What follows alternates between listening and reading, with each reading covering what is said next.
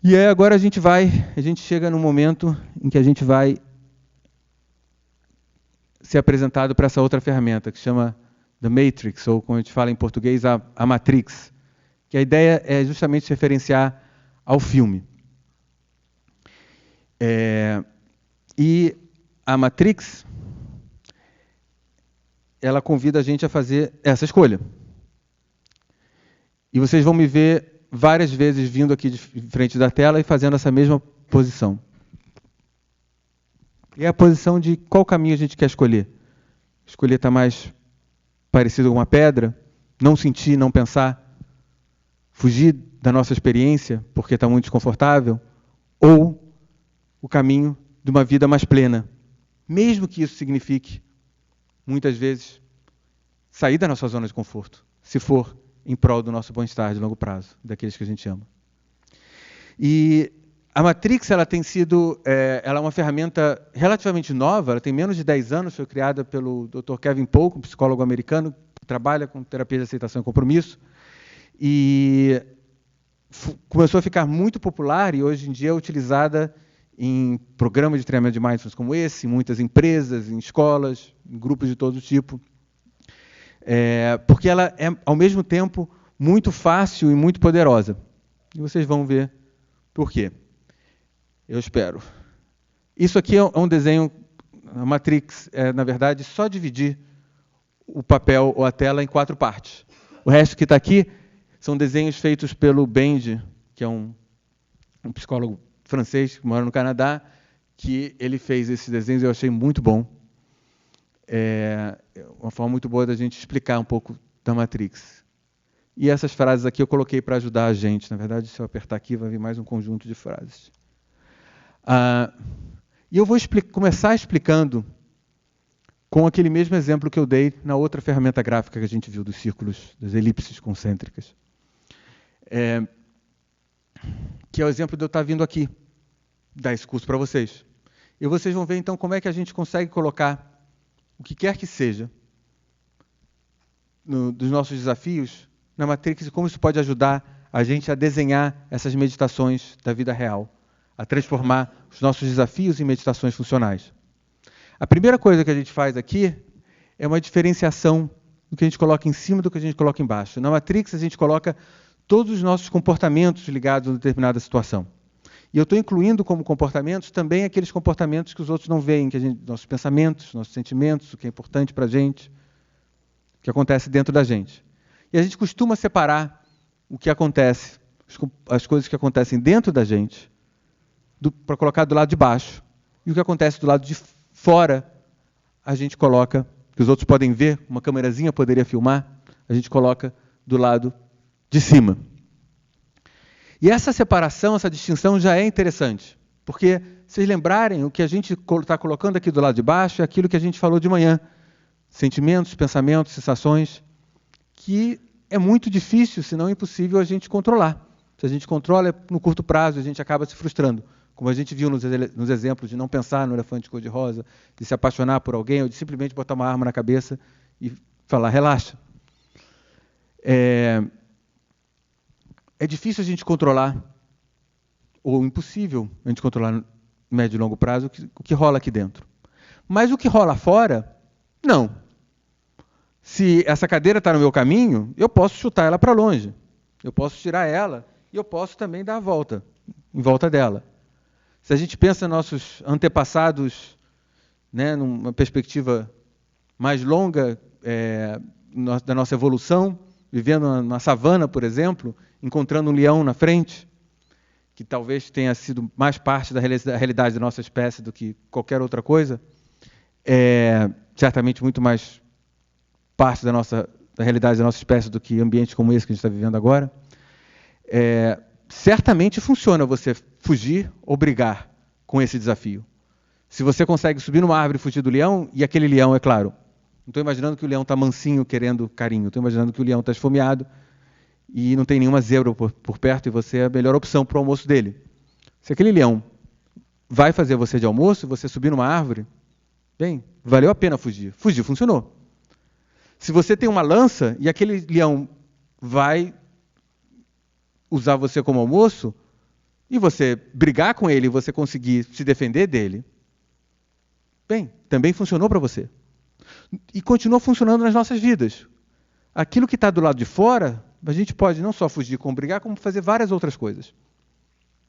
Só que quando o leão está do lado de dentro, é aí que a coisa não funciona. E a gente tende a usar as mesmas estratégias que funcionam do lado de fora, do lado de dentro. E é isso que a gente veio falando pela manhã. Quando o leão está do lado de dentro, se a gente está fugindo, a gente está fugindo de quem? Da gente mesmo.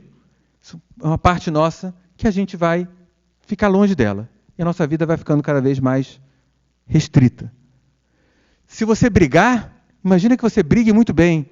Falando, caramba, esse leão do lado de dentro aqui, eu enchi ele de porrada, acabei com ele, levei ele a nocaute.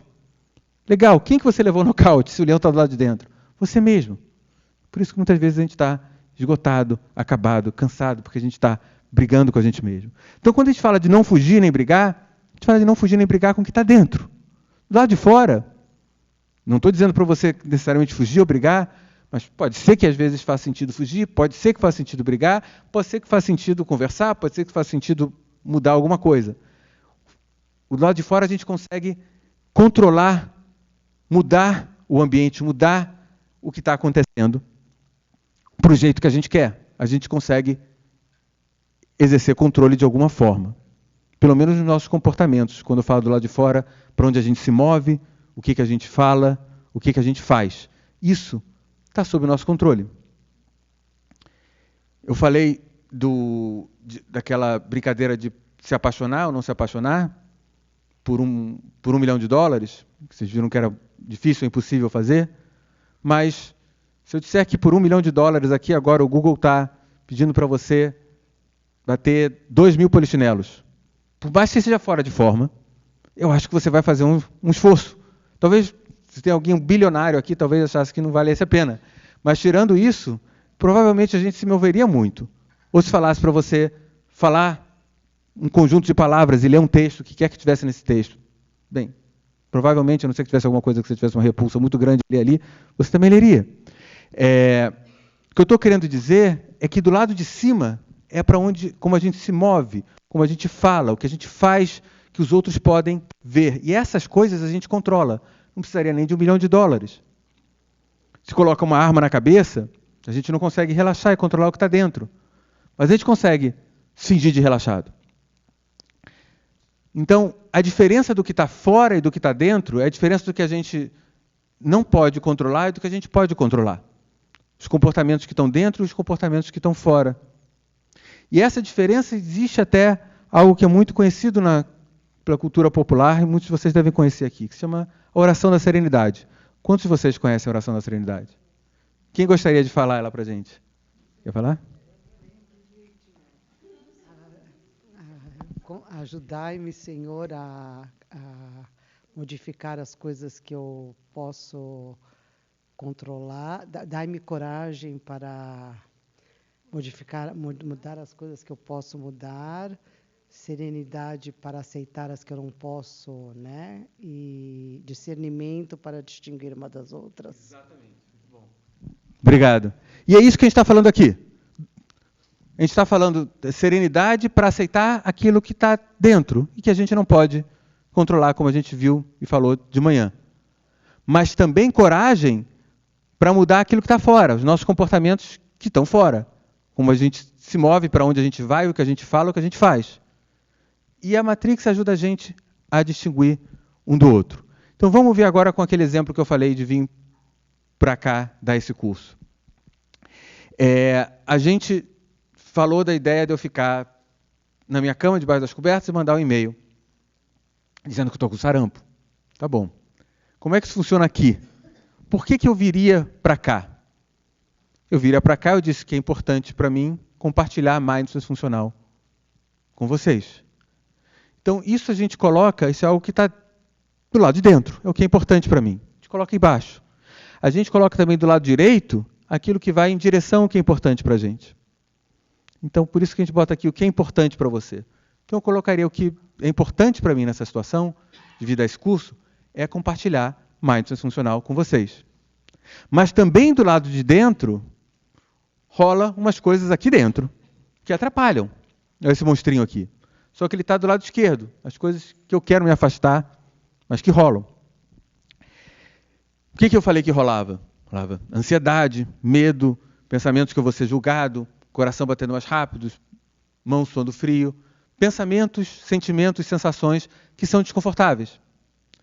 E aí a gente tem aquela postura ali. O que vai mover a gente? O que vai mover a gente ir em direção ao que é importante para a gente, ou seja, aquilo que está na definição, em direção ao nosso bem-estar de longo prazo e daqueles que a gente ama, ou que vai mover a gente a tentar fugir da nossa experiência, ou seja, controlar o que a gente está pensando, sentindo, não pensar, não sentir, ou pensar menos e sentir. Então, aqui é muito simples. Se o que me move, e a gente coloca em cima a ação do lado de fora, que a gente faria se o que está movendo a gente é o que está do lado de baixo.